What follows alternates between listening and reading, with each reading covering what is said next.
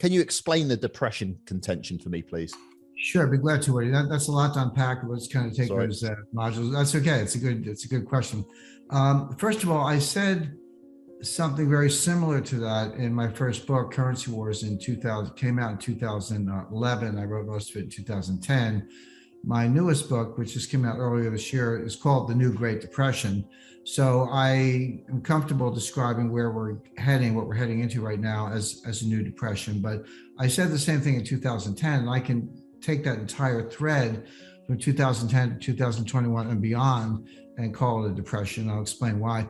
In the, at least in the United States, the way economists have viewed it, we had something called the Long Depression. It lasted from roughly 1870 to 1898 in the United States. Now, it doesn't mean that every single year output went down and they didn't even keep the records we keep today. And there are a lot of things that are different, but it's known as the Long Depression. So depressions are not something that are necessarily neat and tidy, number one.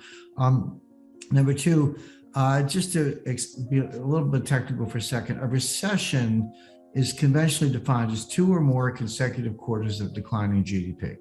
There's a little more to it than that, but if you get 2 quarters of declining GDP, consecutive, that's a recession. And then we have a formal body here in the United States, the National Bureau of Economic Research. They date them. I think other countries have the same thing. I think Australia set a record for developed economies for the longest time without a recession, using that definition. I think 26, 27 years, if I'm not mistaken.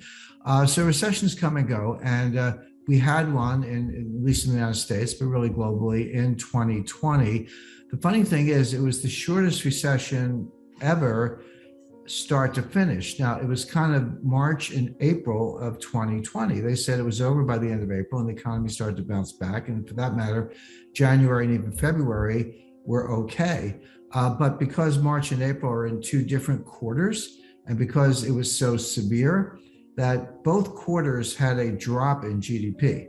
First quarter down around 5%, second quarter down around 31% on an annualized basis. So you had 2 consecutive quarters of declining GDP, technically a recession. But when they got around to dating it, they said, yeah, but it was really just March and April, just 2 months, a 2-month recession. And we came roaring back in the third quarter. So that's what a recession is, and they happen. A depression, people say, well, gee, a depression sounds worse than a recession. So if recession is 2 quarters, well, a depression, that must be 5 quarters or 7 quarters or 10 quarters, something, extreme. And that's not the definition of a recession. You can have growth in a depression. You can have rising stock markets in a depression.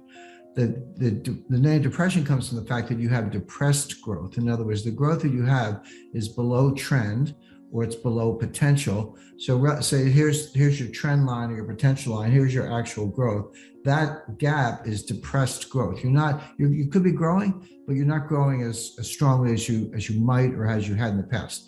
And by the way, one of the longest recoveries, I think was the longest recovery in US history, fit that definition from 2009 to the end of 2019, maybe if you throw in January 2020 for good measure. So that's over a 10-year period, close to an 11-year period. We had an expansion the whole time, but the annualized growth rate was about 2.2%. Now, the average recovery since 1980 was 3.2% annualized growth. The average recovery since the end of World War II was over 4%, closer to 4.5% annualized growth. So the 2.2% pump growth relative to a recent trend of 3.2 and a long-term trend of 4.5 and potentially even higher, because when you come out of a recession, you got to be able to grow faster than that. That's depressed growth. So I would say we were in a depression from 2009 to 2019, not because we weren't growing, but because we were growing way below trend and way more slowly than the increase in the national debt. We're getting back to that right now. So again, just use the Great Depression as an example. 1929 to 1940, that's the conventional dating for the Great Depression. But there were 2 technical recessions inside. One was 1929 to 1933. The other one was 1937 and 1938, because the Fed managed to screw things up twice, in the course of one depression. Now, we had very good growth from 1933 to 1937. The problem was when unemployment is 24% and you get it down to 14%, well, that's a big improvement.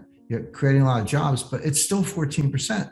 And when you ask people, when you put the questions differently, you say, well, okay, the stock market hit a certain level in 1929. It then crashed. Okay, it went down over almost 90% to hit bottom in June 1932. When did it get back to the 1929 high? The answer is 1954. It took 25 years to dig itself out of that hole. By the way, the same is true for commercial real estate. Now, again, it doesn't mean you couldn't make money. It doesn't mean it didn't go up. Because from the bottom of June 1932, it did go up, and you could have made money in stocks in 33 and 34, but it took until 1954 to get back to the 1920. So that's what I mean by depression. It's not that there can't be growth. It's not that stock markets can't go up. Both of those things can be true. The point is, it's below trend growth, below potential growth. In other words, depressed growth, and you don't regain those old highs. Now, stock markets have regained those old highs, but that raises a different issue, which is, are they bubbles?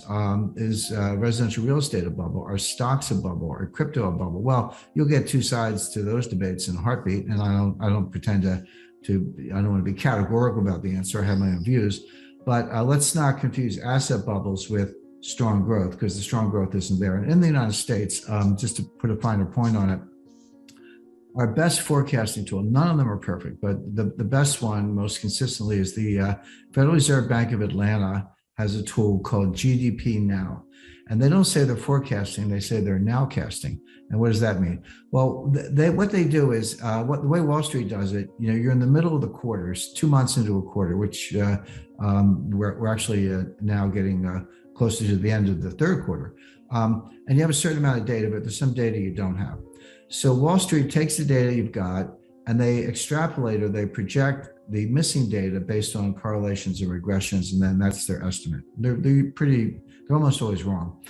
What Atlanta does is say, look, we're not going to guess at the missing pieces, but what we're going to say is, if this is all we had, what would GDP be now if this is all we had, without guessing about the missing pieces?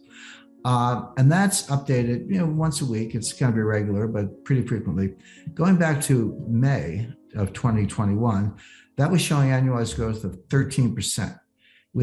Over the course of the next 10 or 12 weeks, it went from 13% to 11% to 7.5%, 6.5%. We saw that second quarter GDP was actually 6.5% annualized. The latest print just came out a couple of days ago, was 3.7%. Now, first of all, that is, and you say, well, 3.7, that's higher than 2.2 we had for the 10 years. Yeah, but that is a massive deceleration. But it's worse than that, because if you're projecting 3.7 for the quarter, and earlier in the quarter, you were showing 7 or 6.5, 7, that means the latest numbers are actually below 3.7, because 3.7 is the average. But if you're averaging the 7 and the whatever, and you're getting 3.7, it means the new data is really weak. And that comes as no surprise. Part of it's COVID and the Delta variant, take that into account, but that's not all. There are a lot of other indications why are interest rates going down? The bond market is a much better predictor than the stock market.